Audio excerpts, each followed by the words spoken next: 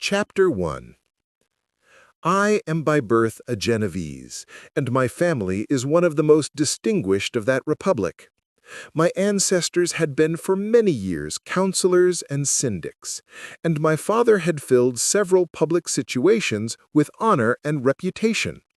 He was respected by all who knew him for his integrity and indefatigable attention to public business. He passed his younger days perpetually occupied by the affairs of his country. A variety of circumstances had prevented his marrying early, nor was it until the decline of life that he became a husband and the father of a family. As the circumstances of his marriage illustrate his character, I cannot refrain from relating them. One of his most intimate friends was a merchant who, from a flourishing state, fell, through numerous mischances, into poverty. This man, whose name was Beaufort, was of a proud and unbending disposition, and could not bear to live in poverty and oblivion in the same country where he had formerly been distinguished for his rank and magnificence. Having paid his debts, therefore, in the most honorable manner, he retreated with his daughter to the town of Lucerne, where he lived unknown and in wretchedness. My father loved Beaufort with the truest friendship, and was deeply grieved by his retreat in these unfortunate circumstances. He bitterly deplored the false pride which led his friend to a conduct so little worthy of the affection that united them. He lost no time in endeavoring to seek him out, with the hope of persuading him to begin the world again through his credit and assistance. Beaufort had taken effectual measures to conceal himself, and it was 10 months before my father discovered his abode. Overjoyed at this discovery, he hastened to the house, which was situated in a mean street near the Rose.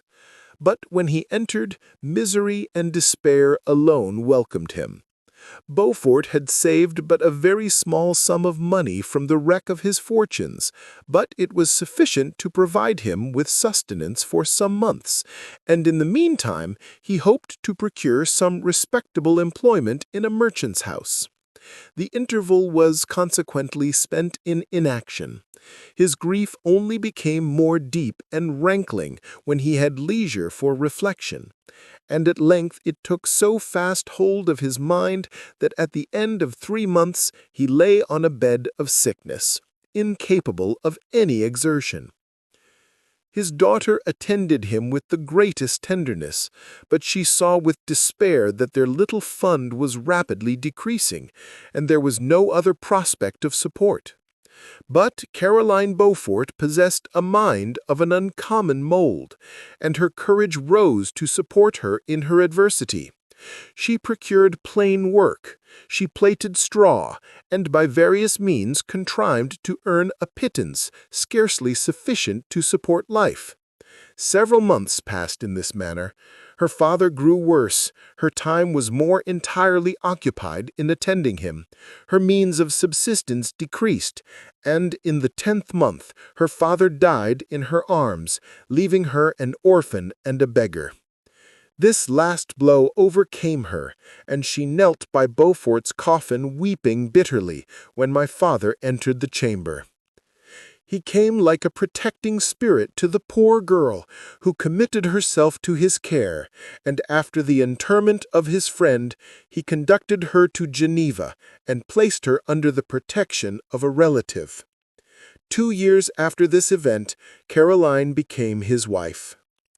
There was a considerable difference between the ages of my parents, but this circumstance seemed to unite them only closer in bonds of devoted affection. There was a sense of justice in my father's upright mind which rendered it necessary that he should approve highly to love strongly. Perhaps during former years he had suffered from the late discovered unworthiness of one beloved, and so was disposed to set a greater value on tried worth. There was a show of gratitude and worship in his attachment to my mother, differing wholly from the doting fondness of age, for it was inspired by reverence for her virtues, and a desire to be the means of, in some degree, recompensing her for the sorrows she had endured, but which gave inexpressible grace to his behavior to her. Everything was made to yield to her wishes and her convenience. He strove to shelter her, as a fair exotic is sheltered by the gardener from every rougher wind, and to surround her with all that could tend to excite pleasurable emotion in her soft and benevolent mind. Her health, and even the tranquillity of her hitherto constant spirit, had been shaken by what she had gone through.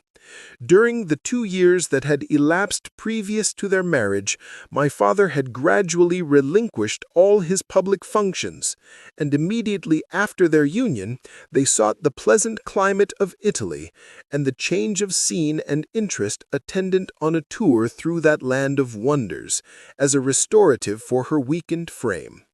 From Italy they visited Germany and France.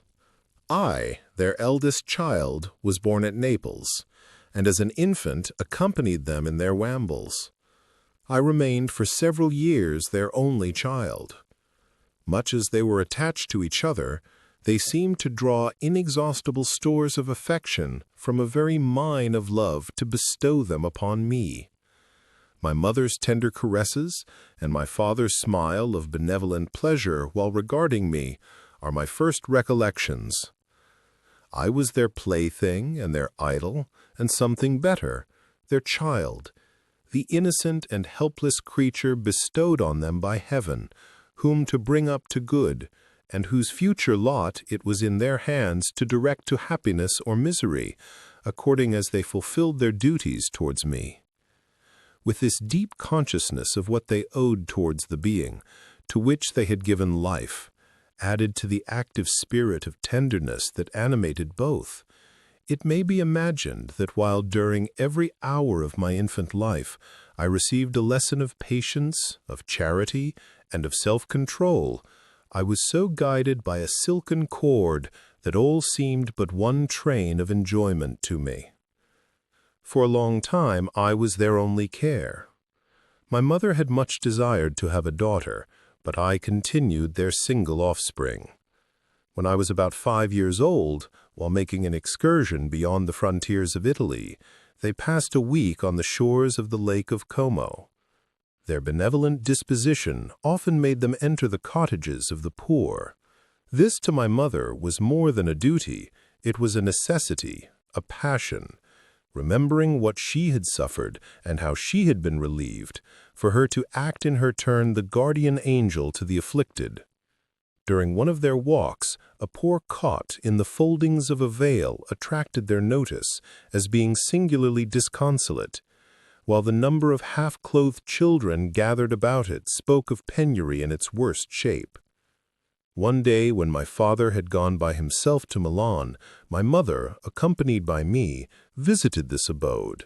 She found a peasant and his wife, hard-working, bent down by care and labor, distributing a scanty meal to 5 hungry babes.